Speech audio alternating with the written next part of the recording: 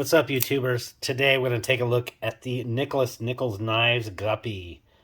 Yes, much like a fine scotch reveals itself in the nosing, and when you actually taste and check the finish out, if it confirms your nosing, this knife, the initial impressions, basically everything was confirmed for carrying this thing the last 2 months. So I kind of got to get this thing out because this is the final hurrah for run one of the Guppy. There are going to be some changes. We'll talk about that at the conclusions. But for 2 months, every single thing from the first impressions were true. I will go ahead and link that up there for you to check out, so I don't need to necessarily rehash a whole lot of that knife. Let's talk about it. This knife has a 3.06-inch blade of MagnaCut Super Steel. It weighs 4.6 ounces, and it priced at $545 for a full titanium knife, and I mean full titanium everywhere, with this beautiful Mexican micarta inlay. So this is essentially custom knife level business here that we're talking about. Again, there will be changes to what we're going to be talking about. Let's talk about some comparisons or alternative knives. First ones I thought of were, we'll start with the smaller. This is the McNeese Performance Machine Mac 2. That's the small 3-inch, and this is the 3.5-inch. And one thing that's really important to note is you have essentially the same blade length here, the 3-inch, but you have the handle length of the 3.5. That can be a really good thing. So those knives are both in the $500 range. Individually made custom knives. That's something that, I think they're very fair comparisons. In terms of some production knives, Chris Reeves, we're going to go ahead and bring out the little boy, the Sebenza, and then the big boy Sebenza. Again, you're talking about the blade here is the same as the small Sebenza, but you have the bigger handle that goes kind of right in between the big and the small. So that's what you're talking about in terms of some comparisons. As far as like actual use, size, feel in the hand, as well as some costing comparisons, really it comes down to the same one that I felt in terms of the initial impressions, and that's the Rick Hinderer Knives Jurassic. The Jurassic has a 3.25-inch blade, so just a little bit longer, but it has that swoop on the top there, and then that underneath. And I will say, kind of just jumping through these real quick, pull cuts, the Nichols knives is much more comfortable because you don't have that forced second finger groove that always kind of presents a little bit of a problem on pull cuts. And also you have thinner blade stock, so it is definitely a better slicer, better cutter. It has that top swedge is much more pronounced. It's MagnaCut. It's not 20 CV. Nothing wrong with 20 CV, but for me, that was really what we're talking about here. And the Jurassic is 5.8 ounces, and this knife was 4.6 ounces. So it's going to be lighter in the pocket, lighter in the hand. But honestly, I didn't feel it was a whole lot less tough. Let me bring it back in real quick. One of the things also about the Hinderer is that it's one of the few models of the bigger ones that only has the 2 pins there on the back. It doesn't have the 3. A lot of the models do have 3 pins on the back. So honestly, wow, that's what I think you're talking about. So this, so I want to talk about the price right away. The price, actually, and again, that's the price as it is now. That's not a problem at all for what you're getting here. Truly, once you kind of use this, look at the market, look what's available, look what you can get, use market, so forth. This is that price, $500 to $600 range, is not abnormal at all. So I'm just going to get that out of the way right away. Let's jump about some of the pros. Jump into the pros of this knife.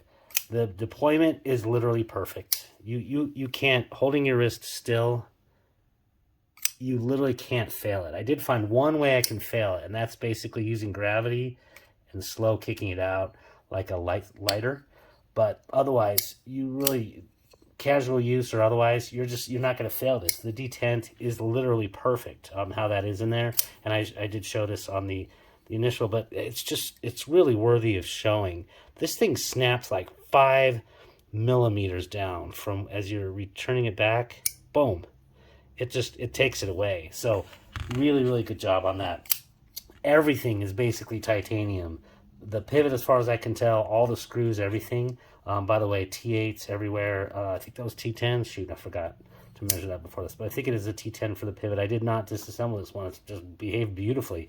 It uses skiff bearings, so those are going to be a little bit more resistant to picking up gunk and so forth based on the caging of them. So you're getting some great stuff there, you know, the ceramic on that one. The grind is absolutely beautiful and centered. Yeah, no complaints on that one. And going back to, sorry, everything being basically titanium, and I mean everything. Like I said, these backspacers here, screws, clip. This basically qualifies for a salt series. If you live in an area near the ocean, I did not check. The one thing I didn't check because I did not disassemble it is the stop pin there. I don't know if that's steel or titanium, but boy, you're going to have a really tough time rusting this thing. I'm not saying go ahead and dip it into some salt water, but this thing truly qualifies as a salt series knife. The detent ball ramp is really, really good. Let me go ahead and show that right there. You can see that little divot there on the back of the tang right there. And what that does is when you release the lock and you overcome basically the tang of the blade from the lock face, it provides for a very smooth and continuous roll. You don't have that jump. I will go ahead and demonstrate that here because I know the hinders don't have the ramp. So when you clear the lock, what happens is you end up with a huge, you know, basically jump there. And this does not have that. So do not discount that as a great thing. There's so many custom options. USA Made Blade has worked with Nick to really customize and improve. I won't say improve it, but just give so many different options of, you know, the full tie, whether it's the different insets, the different anodizing of the hardware, the actual frame. Really, really good. So you can get something that not a whole lot of people are going to have, and really make it to your liking. I'll put it this way: there's so many choices, you can get what you like without having to pay, you know, a custom price of $1,000. So that's really good. And this blade, let's talk about this. The last thing. This is a knife, right? This is a beautiful, functional, super tough, slicey blade. The MagnaCut steel was great. There's one tiny, tiny chip after 2 months of use, and it's just about right there. And I probably hit, I don't know, maybe a staple or something, but it's extremely tiny. I don't even need to take it out and resharpen this blade. So yeah, the MagnaCut is absolutely going to take care of you. And again, I'm going to bring this up again. I think the price actually is a pro on this knife for a full titanium knife and what you're getting. Really, really good. So let's talk about the cons. The cons are essentially, I did find one additional con that I think maybe, and that's just a design consideration. But I will go ahead and intercut in here. But let me go ahead and show what those are. You're going to notice that this particular pocket clip is a little bit more rounded than the one that came with it, primarily just because it created a hot spot. And also, what was the other thing? Oh yeah, the jimping here was just the slightest bit sharp for my finger. I don't have like super calloused hands. I sit and type all day long, so I don't work on gear except on weekends. And so that was just a little bit sharp. But like I said, it was literally the easiest mods in history to make this nearly essentially perfect. So for me, the pocket clip, it does just stick too much into the hand when you go to a hammer grip and you're bearing down like on something in boxes or whatever, or wood. It's just in the hammer grip only. In the kind of standard saber grip, it's actually perfect. So you can kind of see where it nestles right in just fine there. But what happens is your finger shifts over when you go to hammer grip, and then you end up with that thing digging in pretty solidly right there. So I'm going to go ahead. That's why I've been holding off doing this full review, is because of that. I just had an issue. And to his credit, absolutely, Nick Nichols said he would take care of that for me. And so I had to choose between kind of bending that down because it has plenty of ramp, but I'm not going to do that. I actually love it the way it is. I'm just going to round that. So I'm going to go ahead and take care of that clip. Like I said, he offered to do it completely no charge, but I am going to take care of that myself. And I'll go ahead and try to get that on camera. And then I'll be able to proceed with the full review after that modification.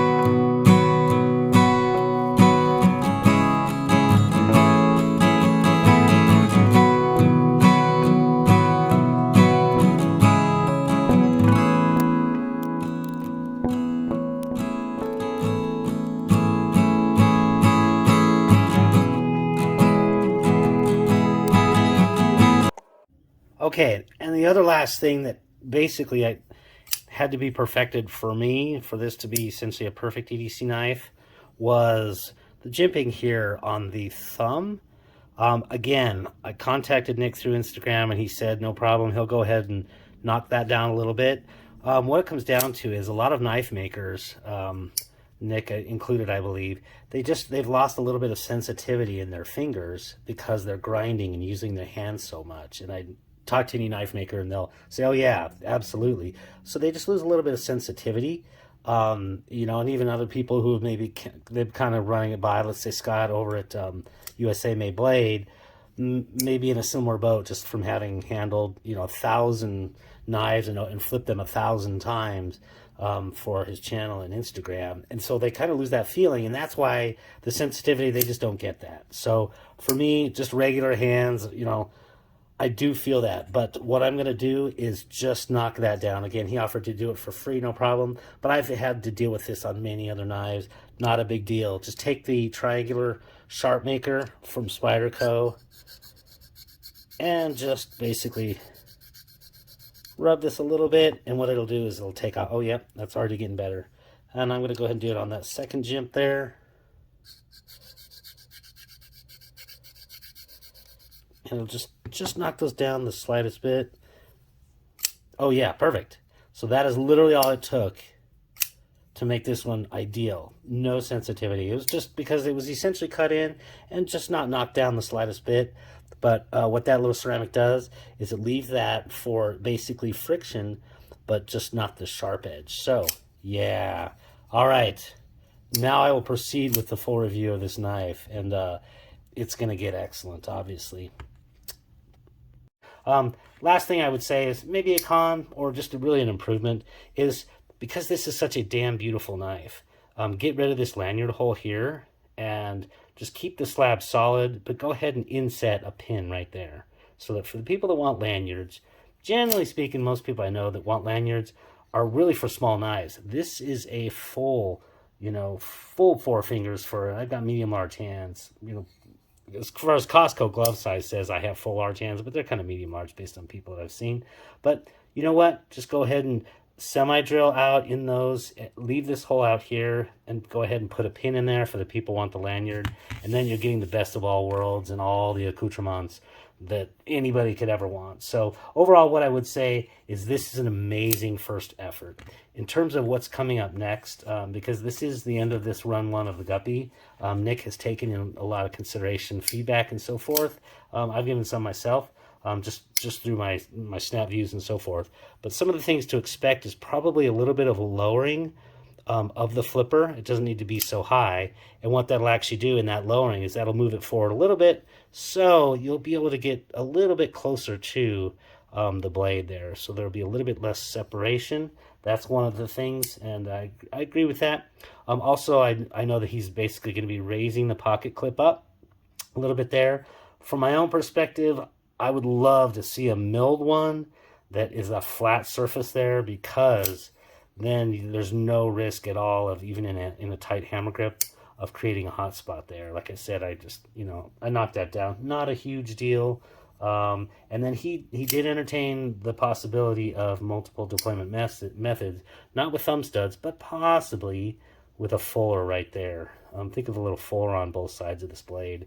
He may have to change the swedging and or the height of the grind, possibly, but imagine if you could just, boom, pop that out. You could then do a flipper delete possibly, and look at that knife. Look at that knife. If you had a flipper delete on this and got rid of that hole, this would literally be like Brian Nadeau level of cleanliness and just insanity. My gut feel is he's going to have to change the detent ball strength, just because it is so dialed in for flipping action that you may have to, go lighten it up just the slightest bit to actually provide that fuller deployment. But damn, I got to tell you, as a first effort goes, this is second to none. You just don't see first go rounds be this polished, and I think it is a testament to the amount of time that he and others that have helped him have spent dialing this thing in. And he's probably wasted a lot of blanks. I mean, you guys, a Magna Cut blank, for this size of a knife is like $40 to $50 for just the blade. Then he has to go through, do heat treating, grinding, blah, blah, blah, sharpening, everything. You know, slabs of titanium to satisfy a frame of a knife. You know, those are literally like $100 each. You know, maybe a little bit less for knives like this. You're talking about $250 of raw materials in this knife. And then to actually get it produced with the absolute, you know, care that it has been done, I don't know what more to say. This is definitely like considerable for one of the knives of the year. Just really good. Oh, I did forget about it.